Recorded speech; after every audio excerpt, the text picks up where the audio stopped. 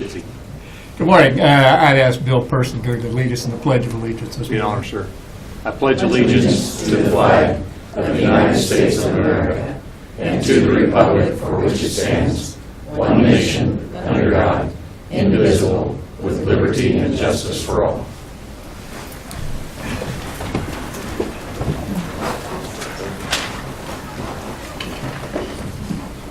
Welcome to the October 23rd, 2017 meeting of the Shawnee County Board of Commissioners. My name is Bob Archer.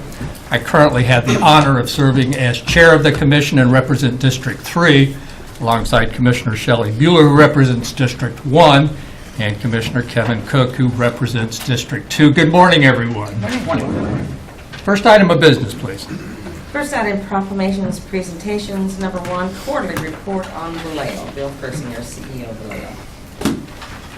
Morning, Commissioners. Thank you for the time, and thank you for your support. We're here because of you. It's our cornerstone funding. It's been around 50 years, and we're just working hard on the next 50. We wouldn't be there without you guys. We'd like to introduce this morning the chairman of the Vallejo Behavioral Health Governing Board, Frank Henderson, and the president-elect, my boss next year, Dick Klein. So let me just make a quick presentation here and then stand for questions. Might refer you first to the third page of the report, which is an excerpt from our statement of financial activities, our income statement, if you will. It does show a minus figure of 177. We are propped up cash-wise, even though it doesn't look like it, by the $250,000 gift from St. Francis Foundation, which we did have to report all in 1 month as an income. It's a wonderful gift, but you know, without that $250,000 in there, we'd be even farther in the hole. The problem is that the Medicaid revenue is not coming through like we projected, even though they restored the rates, and we understand it's kind of a pandemic problem amongst mental health centers, that the revenue is just lagging, and so we're hoping for that to pick up. If it doesn't, we have a plan in place to continue our program of frugality and also seeking out new sources of revenue. So we are working hard on that. Would pause for questions. I did get that in advance. I hope you got a copy of that. But if you ever have any questions ahead of time, please be sure and shoot those to me. I can prepare. I did realize that the revenue was down, but you also cut expenses pretty dramatically. We have. It looked like, Bill. We have. Yes, sir. And we're continuing on that. In fact, we've continued to consolidate some staff positions and you know, try to increase caseloads and look for new revenues as well. So, yeah, the Medicaid revenue is, we're pretty dependent upon that. It's about 60% of our overall revenue and something like 80% of our fee revenues. And so any little wiggle up or down, we do hope for things to improve, and working on a couple of things that might improve that. We've got a grant request into the Department for Disability and Aging Services to help with our crisis center. We're hoping that comes through. So fingers crossed on that one. But just try and do everything we can, Mr. Chairman, to keep that budget balanced.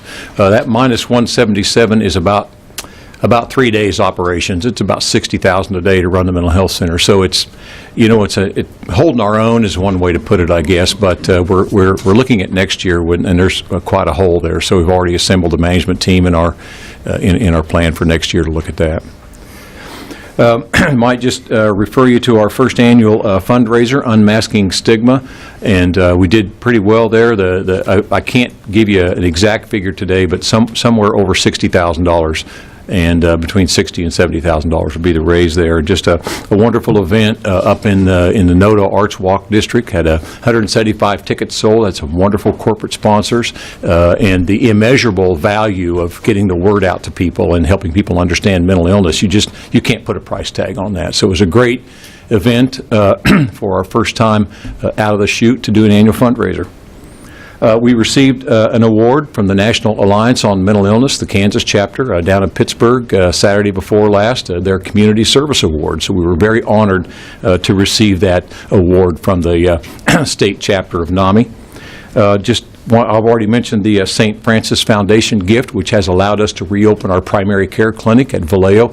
It is reopened. We haven't done a grand reopening, so there's a soft opening, so we can't let that out of the room this morning. So, but the primary care clinic is reopened. We are seeing patients. In fact, we did a really soft opening, just had staff there a few weeks back, but there were a couple people who needed seen right away, so we ushered them right in, got them the care they needed. But we're just we've got that clinic back up and going thanks to the St. Francis Foundation.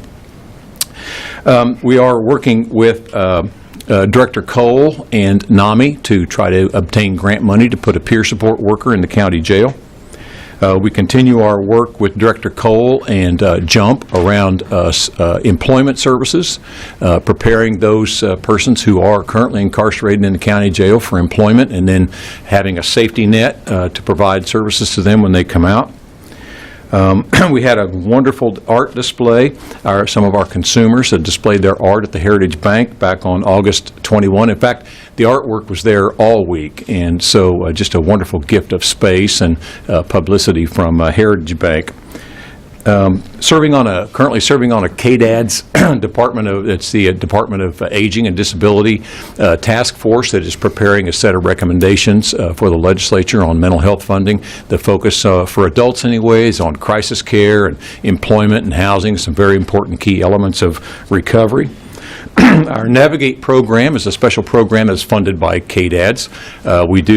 We have gotten word that funding is going to continue for another fiscal year, so we think that'll be through at least about next September of 2018. This is a program designed to come into contact with persons between the age of 15 and 25 who are having their first episode of severe mental illness. So there's a standard evidence-based practice based on a national model that gets early intervention to those young people, helps them find housing, brings the family in a supportive way, and there's a specific medication protocol as well. We're getting some great results from that. I wanted to share just some outcome data because, I can stand up here and talk about statistics and kind of, head count data and numerical data, but, we're trying to gather more and more what I call so what. You serve 7,000 people, so what? Are their lives better? Have things improved for them? And we need to do a much better job. I've reported on that before, but we do have some data to share with you this morning, and there's a lot of other outcome data here. I didn't want to clog up the report too much, so I just want to get a few highlights. It's on the second page of your written report there. And this data is a little bit dated, but we'll be collecting it again now that our primary care clinic is reopened. About a year and a half ago, we measured a cohort of about 400 plus persons with mental illness, adults with severe mental illness, who got care, who received care through our doctor's clinic, our primary care clinic, and we were able to, over about a year, reduce their emergency room usage by 11%. And I think we can do a lot better than that going forward, but that's a pretty significant number, and I don't know how to attach a cost figure to that, but it's scores of thousands of dollars. So that's one we want to put out there, and the kind of thing I'd like to be able to measure a little bit better. Overall satisfaction with the Mental Health Center for the second quarter was 94%. There's some pretty quick access there, about 12 minutes or so once people walk into our crisis clinic. Diversion from inpatient care, which is something we try pretty hard to do, and try to get folks to a hospital when they need to be and away from a hospital when they don't need to be. And had some pretty good numbers there with our overnight crisis facility. Try to keep people at home and working, and there's a bit of data there to share. And for the first 6 months of our detox program, 90% of the people in that program successfully completed that phase of their recovery. And that's one of the things I like to measure better. How are people who come out of alcohol and drug treatment doing 3 months later, 6 months later, 18 months later? Are they working? Have they maintained their recovery? Have there been any has there been a DUI or anything like that? And we just don't quite have the assets to measure that right now, but that's one of the improvements we hope to make in the Mental Health Center so that you can do a better job, we can do a better job of reporting to you on how your dollars are being used. So with that, I'll stand for questions or comments. I'll certainly defer to Frank or Dick. Questions or comments? I don't have Commissioner I don't have any comments other than just thank you again for the quarterly reports. It continues to put the issue of mental illness front and center as a priority in this community. And Thank you, Shawnee. we have work to do, but We we do. are doing a good deal of work as well. So I appreciate it. We're pleased to be on the county team. Thank you, Commissioner. And we're pleased, too. Thank you, sir. Thank you. And your leadership during very difficult times is noticed and deeply appreciated, Bill and Frank. Thank you, sir. Next item, please. Item 2 under proclamations, presentations. Presentation on extension of neighborhood revitalization program through 2018 and consider authorization and execution of contract C354-2017, amendment number 1 to contract C803-2012, continuing the existing neighborhood revitalization plan for an additional year. Bill Fyander, City Planning. Good morning, Commissioners. Good morning. Thanks for having me. We'll have the pleasure to present to you City of Topeka's Neighborhood Revitalization Program, at least the extension of it, for another year. We have earlier this month adopted the plan, which is basically a set of series of incentives targeted for our at-risk and intensive care neighborhood. I'm going to take you through just a little bit of background because I know we don't do that. Last time we did this was 5 years ago, and I'm not sure that you can ask questions at any time here. I just want to give you kind of an overview of where this thing is or where it's been. As I said, there's no changes planned, and I'll explain that why. This has been around since 1995, actually. We have 7 taxing entities that are partners, including yourselves, and that's kind of important. You play a very important role in this program, not only by your participation to make this a more effective economic development program for our core areas, but also you help administer the program through the Mr. Baumann at the County Appraiser's Office, City Clerk's Office certainly helps us tremendously, helps this program. We couldn't do it. We all couldn't do it without partnership. So we've had actually about 7 of these passed since 1995. We're in our 7th version of it. As I mentioned, we pass this on, the City of Topeka passes this on, and then other taxing entities do participate through an interlocal agreement. And as I said, that expires at the end of this year. There's 3 main components of this model. The rebates, of course, are very important, how you set that up. The area boundaries, which is designated in the plan, and then the but-for test, because most good economic development programs, we want to make sure that these are actually helping to cause an effect and development that otherwise would not happen. So I get a lot of questions how this actually works. I'm going to probably go to the example here. That might be better. It's easier for me for pictures. Appraised value of this is a commercial property that's appraised at $250,000. They make improvements to it. The next year it goes to $350,000. So there's a $100,000 increment. That causes $3,961 of taxes. So the rebate is actually 95% of those taxes, which the property owner gets back $3,700 for up to 10 years. So that's a residential example. It's actually a much greater benefit when you apply it. I'm sorry, that was a commercial example. It's a much higher benefit at a commercial land use. Residential, another example, same type of increment, $100,000 increment on this residential land, and you get about $2,000 less return on your rebate there, $1,700 per year at the end. So it obviously is more incentivized for commercial because they have a higher tax rate. That's not because of the program. But this is a really what I would say streamlined program that you don't have to be a sophisticated developer to take advantage of. We want to push this down to the neighborhood level as much as possible because of that. The area has been and is targeted towards at-risk and intensive care neighborhoods, which is about 18% of the city. And if you are in one of those red intensive care areas or a historic property, you actually get a full benefit for up to 10 years. If you're not, you get 5 years of full benefit, and then a 50% for the second 5 years. So that neighborhood health data is really key to determining the boundaries of the area.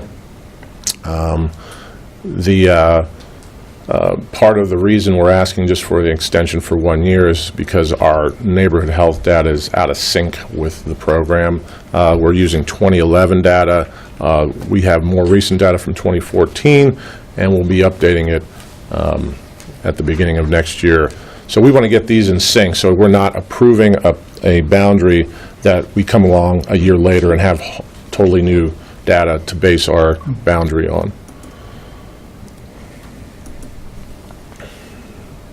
The last thing is the but-for test. Most economic development programs have a sort of a but-for. Would this project happen but for the incentive? In this case, since it's such a more stripped-down version of anything, you don't need to hire bond counsel or anything. We have a but-for test of where we target the program. So we presume the most challenged areas, those intensive care and at-risk areas, are those areas that a lot of projects would not otherwise happen. We also have a time limit on the program when you apply. You have 60 days to apply after you get your building permit. If you just happen to find out about it after that and come back and apply, that is not something that the program rewards. And so we want you to know about it and use it and intend to use it before you actually do your project. The performance, we've had, this shows the number of applications throughout the years since it started. Actually, this shows the approved applications, so it's fairly low for the last year there on the chart, which is 2015, because those don't always come back but for a couple years after, as it gets through the appraisal process. But you can see there is a decline in the number of applications. That is somewhat expected as we have shrunken the area over the years. We have also increased some of the thresholds, the minimum amounts to invest and improve your property. But there's also been a realization that there's not, particularly at the residential side, there is not going to be that bump in value when you redo your roof or paint your house or put new windows in. It usually comes when there's a increased square footage or a pretty major renovation of the residential property. So a lot of people were applying in the past that did not get approved.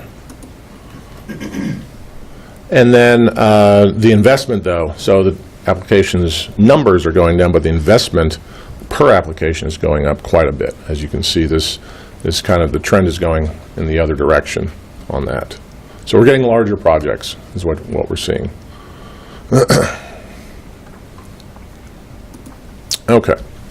And that all told, so for every dollar that gets rebated by the program, there's 9 that are invested. So it's we are realizing some fairly good leverage. Since '06, which is really when the first projects came off of the rebate and fully onto the tax rolls, we've seen for all taxing entities $19 million of new tax generated that in theory would not have been there but for the program. In your case, I think that breaks down to you're about 29% of the mill levy. So you're roughly, your taxes generated are about, for the county, about $5.5 million, in that range. Just some sample projects that have utilized. You got, as I said, some large projects. The Cap Fed renovation of their building downtown. You got the Walmart out on East Topeka, on Southeast California in East Topeka. We've got Curtis Junior High renovation up in North Topeka for residential reuse. and some lofts downtown, Jackson Street lofts, the old Assumptions grade school building. And then you have things like this, where you have a property owner, this is in Highland Park, taking advantage of it and improving their property and adding on. So it really runs the gamut, what we see, but there's another infill property that was built over in the Central Park area. So what we're asking, or what is being recommended, I guess, is to extend the program through the end of 2018 with no changes. We'll continue to expand our marketing efforts out to neighborhoods and realtors so that they know about the program. As one of the things that we were tasked to do. And then what the plan is in first quarter of 2018, update our neighborhood health map. We would use that then to sync up the boundaries or align those boundaries with that new health data, and then extend for a longer period of time. So which will probably be 3 years. Every 3 years, we'll come back and do that. So if you approve this today and continue to be part of the program, we would expect to be back here in another year, probably another 6 months, actually. And one of the points today is also that any feedback, any input on the program, any questions we can help you with, that's what I'm here to do. So, and we'll take back and use that as the basis for any changes. My guess is we'll even come back prior to any formal action the next time to make sure we have share feedback and vice versa. So with that in mind, that's all I have this morning. Take any questions? Commissioner Cook? The rebate program is administered entirely through the city planning office. Commissioner Cook, it is a shared administration. We are kind of the first filter, so we'll take in the applications. We make they make the contact with us, the developers, or the homeowners, the property owners, and then once they have to obviously for the most part, have a building permit, so they'll work with us on that. So that filter comes in. The second is the handoff to the county. We go to the appraiser's office, and they go out and check once the improvement is done. Did that increase value such a number? Then at the third layer then would be the clerk's office, which actually ends up issuing the check. Actually, when they do get approved, they keep track of issuing the checks for those that 5-10 year period. But the initial determination, the thresholds and whether or not they qualify goes through the city planning. Yes, that is correct. Going back to your chart, it looked like 2003 had the highest number of applications, and then as you showed, it's been steadily declining. Mm-hmm.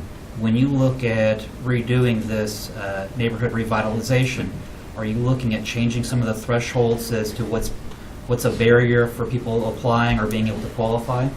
That, Commissioner Cook, that could be one of those things. As I mentioned, because it's a partnership program, your input as well as school district's input, governing bodies' input, all kind of shape this thing. And so as we've gone through it in the past, the direction has been to kind of take it from a large everybody and try and target it more based on our data. And also we increase the thresholds, the minimum improvements. I think it could always go back to being on the table, but that has been the direction in the past, is to target it more, make sure people really need it. And quite honestly, there was some input in the past about, the number of applications. It does create some administrative workload, and so is there a cost benefit there to have small applications as that take the same amount of time to process? So all that being inputted back to us, yes, I would say we're looking to what changes does everybody, if any, want to make. Thank you. Commissioner Bueller. Looks like all taxing entities then within those areas have to sign off. Is that correct? They, Commissioner Bueller, they do, if they want to participate, they don't have to. When I put up there the 95% rebate, that assumes all taxing entities participate. For instance, if the county didn't participate, it would be and everybody else did, it would be a 65% rebate, not a 95% rebate. So the more folks we can get on board, then, yeah, the more effective it could be. You Yeah. haven't had anyone who hasn't participated, have you, over the years? No, we have not. Yeah. Good question. Thank you. Good question. Who ultimately decides which projects are approved? Commissioner Archer, the rules are in the plan. Okay. And so that first filter, my staff, basically, we just need to make sure that the folks applying meet the minimum qualifications to apply and be eligible. So that is, are you in the boundary area? And then, actually, that is pretty much our only filter at the first level. And then it gets to are you making enough improvements, which gets to the appraisals So level. there's not a committee at the city council that actually reviews how the monies and the projects are approved? I mean, it's all planning department? The program is all at the administrative level. Nothing goes back to the governing body for approval. Well, that would be a recommendation I would have, is that there are a group of elected officials that actually look at the projects and have some say on what goes forward and what doesn't. That would be a suggestion I'd have. Okay. Anything else, Commissioners? Okay. I guess we're at the point of a motion. Well, yes. I'll move approval of it's a one-year extension. I'll second. Motion made to approve by Commissioner Cook, seconded by Commissioner Bueller. All in favor say aye, opposed no. Motion carries 3-0. Thank you, Bill. Okay, thank you. Appreciate it. Sure. Next item, please. Item 3, consent agenda. Are there questions? There were 3 items on the consent agenda. No questions. I will move approval. Second. Motion made to approve the consent agenda by Commissioner Bueller, seconded by Commissioner Cook. All in favor say aye, opposed no. Motion carries 3-0. Next item, please. Item 4, new business, A, County Clerk, number 1, consider all voucher payments. Commissioners, this morning we have vouchers in total $1,423,331.74. The highlights out of the voucher report is payroll of $506,065.51, followed up by health insurance premiums of $370,282.47. Public Works, and this was mainly with Bettis Asphalt for some construction project, or the asphalt purchase of $216,225.40.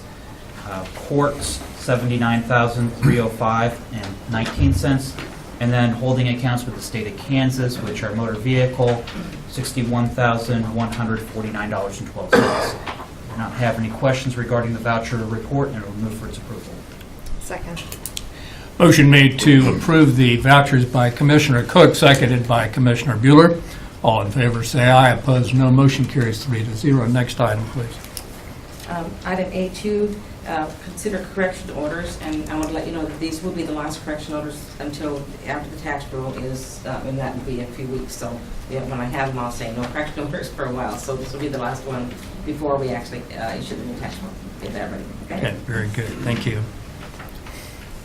I'll move approval. Second.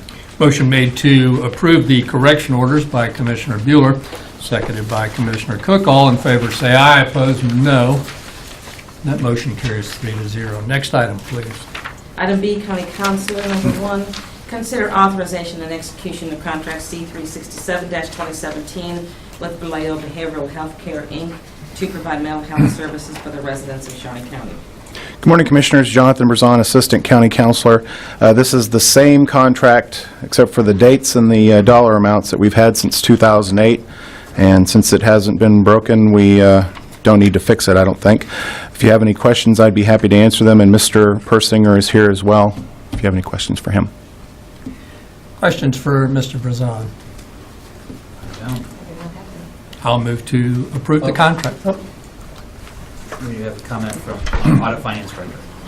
Betty Griner, Director of Administrative Services. I just might make a clarification, mainly for the press, that this is the amount that was approved in the budget process. This is not an additional amount or anything. This is just the formalizing that amount. Okay, very good. Thank you. I'll move to approve. Second. Motion made to approve the contract by Commissioner Archer, seconded by Commissioner Bueller. All in favor say aye, opposed no. Motion carries 3-0. Thank you. Thank you, Jonathan. Next item, please. Item C, appraiser. Number 1, consider authorization and execution of contract C 68-2017 with ESRI for 50 ArcGIS online named user level 1 licenses and annual maintenance necessary for the operation of the mapping and GIS programs in the amount of $25,100. Good morning, Steve Bauman, County Appraiser. This is for our Esri user license and annual maintenance. It's something that's come before you on an annual basis. We've done something a little different this year. Our Parks and Rec have started to become big users. So, and I brought Lee Allen, the GIS coordinator, along for specific questions, but I'm going to try and paraphrase this a little bit. We've added a significant number of licenses to this request, and that's what the quotation is here. So we have two things to sign off on. One is a quotation and one is an invoice. And we did have the counselor's office, Mr. Brazon, go through these and make sure everything was okay. So we've added the license, so we now have 32 additional licenses that are available for growth in the future, along with all of Parks and Rec's users and whoever will need them in the future. This was brought before the Land Records Committee, and they approved payment from that committee, and so those were also approved by the commissioners on March 2nd. So I'm asking for approval of the quotation and payment of both the invoice and the quotation. Lee Allen will be happy to answer any questions. Questions or comments, Commissioners? I don't have any questions. I'll move approval. Second. Motion made to approve the contract by Commissioner Bueller, seconded by Commissioner Cook. All in favor say aye, opposed no. Motion carries 3-0. Thank you. Thank you, Steve. Next item, please. Item D, Parks and Recreation. Number 1, consider authorization and execution of contract C 369-2017 with Professional Engineering Consultants and Falk Architect for on-call architect and engineering services to assist in its day-to-day operations, providing restoration, rehabilitation, replacement projects for existing assets, and to facilitate the planning, design, and construction of the new capital improvements with fees based upon specific type of service performed as indicated in the contract.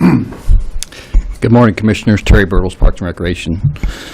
Here today to ask for your approval on a contract for on-call services for engineering and architectural services. I think you're familiar with the process that's been laid in place. You have approved the RFP to go out. You have approved the selection of our team, and now we need to approve the contract. The contract has been reviewed and approved as to form and legality by the counselor's office, and really the goal and the intent of the on-call services is to streamline the process, allowing us to more quickly move through the process and implement improvements in our 3R program for our facilities. So with that, I would ask for your approval of PEC and Falk Architects as our team for on-call services for professional services. Questions? Comments on the oppose? I'll move for approval of the contract. Second. Motion made to approve the contract by Commissioner Cook, seconded by Commissioner Bueller. All in favor say aye, opposed no. Motion carries 3-0. Thank you, Commissioners. Thank you, Terry. Next item, please. Item D2, consider approval of request for out-of-state travel from one employee to attend and speak at the National Association of Parks Foundation workshop held in Dallas, Texas on December 3rd, 2017, and to attend the year-end dinner on Thursday, November 2nd at a cost of less than $1,000, funded by the Shawnee County Parks and Recreation Foundation. Good morning, Commissioners. John Knight, Parks and Recreation. As that item, as the clerk just stated, the National Association of Park Foundations, we've become a member of that. They're pretty excited about some of the directions our foundation is taking and would like somebody from our foundation to go down and present at their annual conference. Shawnee County Parks and Rec Foundation will pay for all of those costs, but that employee is a Shawnee County Parks and Rec employee, so they would still be on the clock during those times. Be happy to answer any other questions you may have. Questions? Just briefly, Mr. Chairman. Yes, Commissioner. What are some of the benefits we've had from being a partner with the National Park, with this foundation, the National Association of Park Foundations? Rachel Meyer, who is the representative from the department on the foundation, she runs that. I'll let her answer some of those questions, but there have been several already. Good morning, Commissioners. Rachel Meyer, Partnership Development Coordinator for Parks and Recreation. And I am an ex officio board member for the Shawnee County Parks and Recreation Foundation. About a year ago, we did become members of NAPF, and it's a national organization based out of the Chicago area. They have about 200 members at this point, and they have invited us to come and speak about best practices for the foundation here in Shawnee County. And the reason why is because we did contract with them about a year ago to come in and speak with staff, foundation board members, and they created something that you guys approved, the Memorandum of Understanding between the foundation and the Parks and Rec Department and the county. After that, they were actually also able to go through some strategic planning, and they've broken into 3 committees to move forward with the foundation, and that includes marketing and advertising, it includes fund development, and it also includes resource development and board development. So I think without NAPF, we probably wouldn't have gotten this far that we have in the last 6 months. The board members are excited with all the knowledge that they've learned from NAPF, and they're also excited to share that with others. And I think it's going to be a great opportunity to learn about the Dallas Parks Foundation, their annual gala. The Shawnee County Parks and Rec Foundation will be celebrating 10 years next year. So it would be nice to see how they run their gala and bring those ideas back to board members. And the executive committee did support the travel expenses and the lodging expenses, as long as the county supports the out-of-state travel request. Thank you. Any other questions? No, thank you. It would seem like an honor for us to be invited to participate on the forum. Yep. Okay. I might just add, I mean, Yes. there's foundation work, but this is specific to Park Foundation, so I think that's a good interest, a great interest for us. Correct. How to go forward, yeah. It is a regional workshop, so they do have Park Foundation board members and other Parks and Rec liaison employees that will be there. It's probably about 30 total attendees at this point, so. Sounds interesting. I'll move approval. Second. Motion made to approve the request by Commissioner Bueller, seconded by Commissioner Cook. All in favor say aye. Opposed, no. Motion carries 3-0. Thank you. Thank you, Commissioners. Next item, please.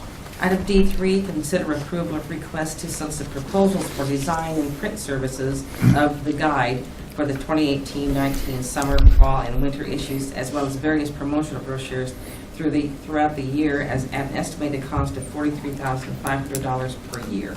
Good morning, Commissioners. This is a request to go out for proposals for some of these services that were just listed there, including the guide and some other advertising, marketing type pamphlets, brochures, those type of things. Mike McLaughlin is is here and can answer any specific questions you may have about this request. Questions regarding the request? I'll move to approve. Second. Motion made to approve by Commissioner Archer, seconded by Commissioner Bueller. All in favor say aye. Opposed, no. Motion carries 3-0. Next item, please.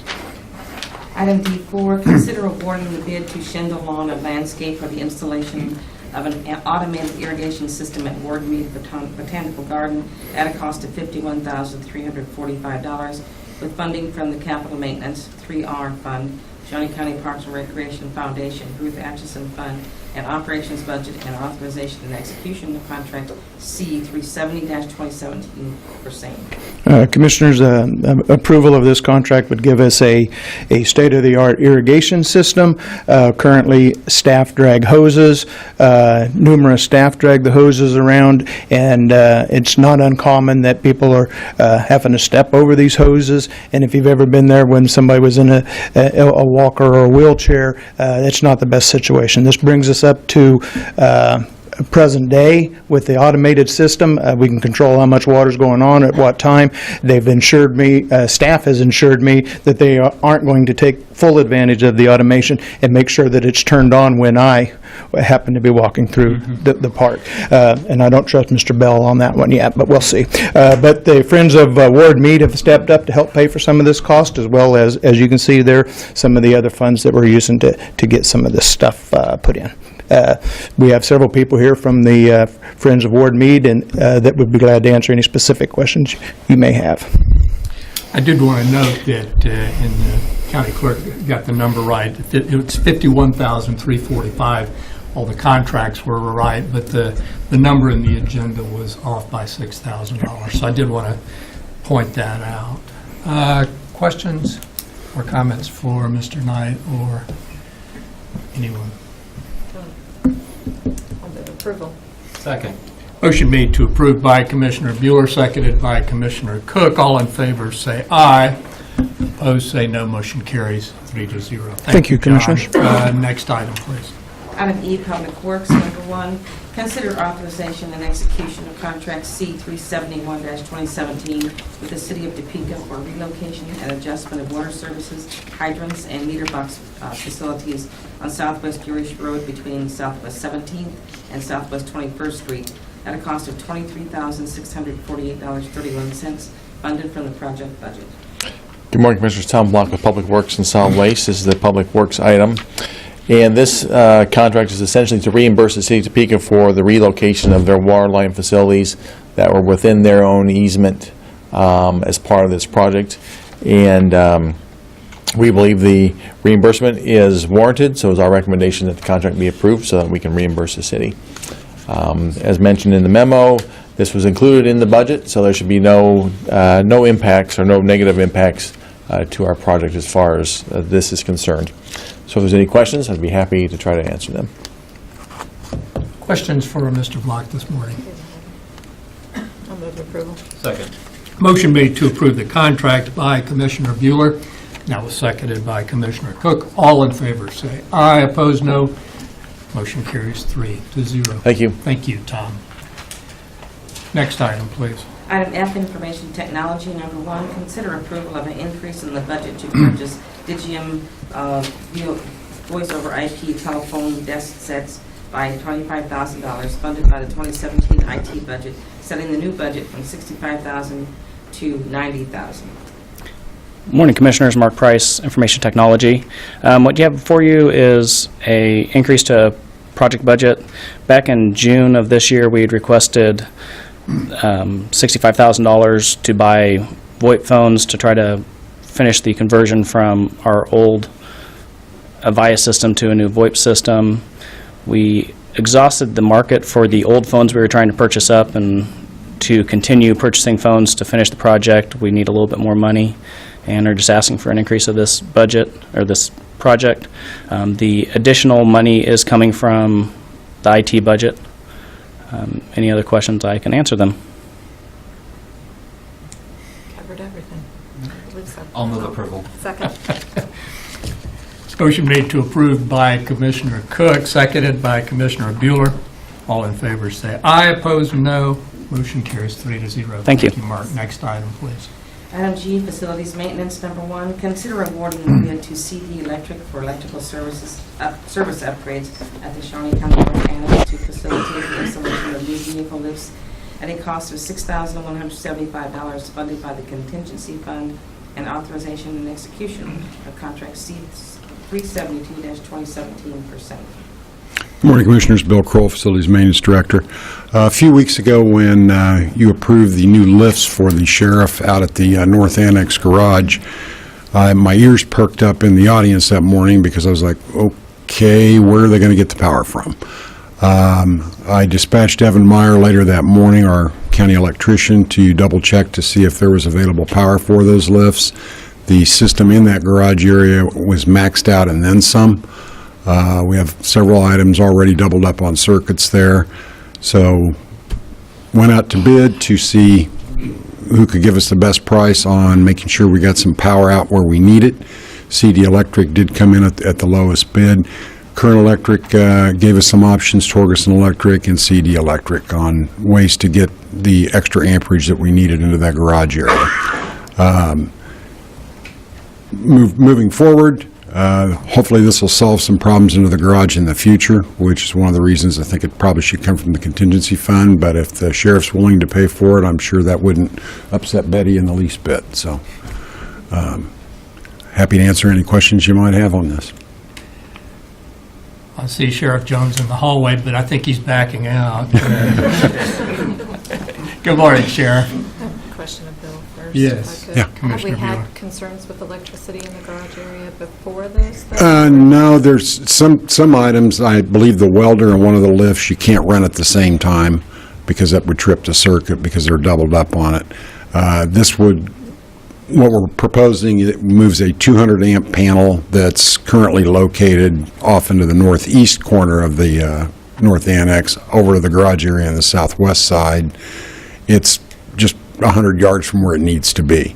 There was power when that was that printing operation in that area, but it's not in that garage area where we need the power. So we're kind of robbing Peter to pay Paul, but don't think we anticipate any needs in the future in office areas to need that kind of electric. But it doesn't benefit just the sheriff, it benefits everybody. It'll benefit everybody Yeah. out in that garage area. Okay. Yeah. Okay. All right, thank you. Good morning, Commission. Herman Jones, Shawnee County Sheriff there.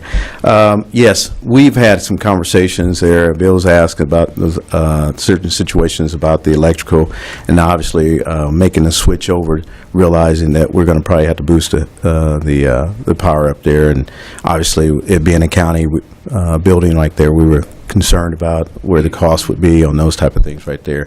It was listed as contingency funds, perfectly fine with that, and going with that, but if there was something of needing some cooperation there, we could probably come up with the funds that we have right there. But it was just when he said to the sheriff there, that was news to me or so. But anyway, we appreciate Bill and his foresight of understanding the electrical issues that we have right there. So, Well, it just goes to show when you have a project like this, it's always a good idea to take a comprehensive look at all the expenses and everything that's involved in it. Okay. Questions or comments? No. I'll make a motion to approve and funding from the contingency fund. I'll second, but I guess I would caution if you're in the audience and there's a project that's before us and there's concern, feel free to step up and make us aware of that before we vote on that. I would appreciate that. Okay, I just wasn't 100% certain where. Yeah, I don't that's care why, even yeah. if you're not 100% sure. Okay. Just step up and say, I don't think that electricity is going to cover it. But anyway, but I second. Very good. Thank you, Commissioner Bueller. Very, very good. Motion made to approve by Commissioner Archer, seconded by Commissioner Bueller. All in favor say aye. Opposed, no. Motion carries 3-0. Thank you, Sheriff. thank you, I appreciate it, and also appreciate the cooperation we've had with that. Thank Very you. good, very good. Thank you. Thank you. Thanks. Next item, please. Item 5, Administrative Communications.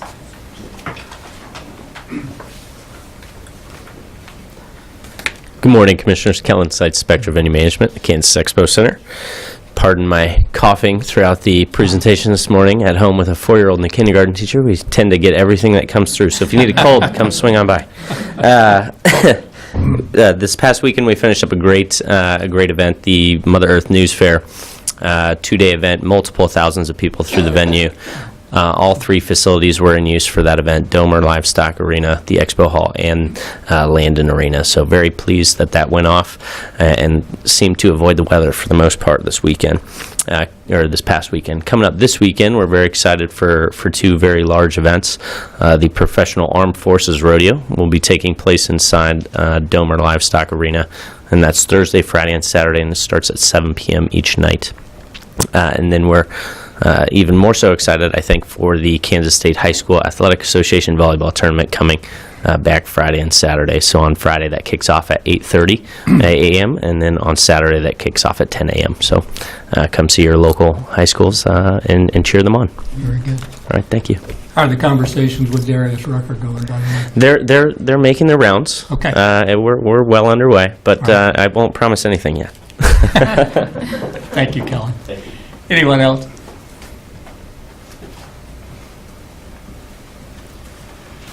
Morning, Mike McLaughlin with Shawnee County Parks and Recreation. Just to note that this weekend is the annual trout stocking, the fall trout stocking at Lake Shawnee. We'll stock 7,000 pounds of rainbow trout. It's time to start at noon, but if they'll bring the kids out early, we always take some of the fish out in nets, show them to the kids, let them touch a fish and scream and have a good time. Cool weather this fall should be good for fishing. The fish will come up more to the shallow water. Also, Halloween in Gage Park continues. We've got the Gage Park mini train dressed up for Halloween. The kids are liking that. Boo at the Zoo continues. Helen Hawker's Project Terror, and the Haunted Garden at Kansas Children's Discovery Center. So it's good times through Saturday. Okay. Thank you, Mike.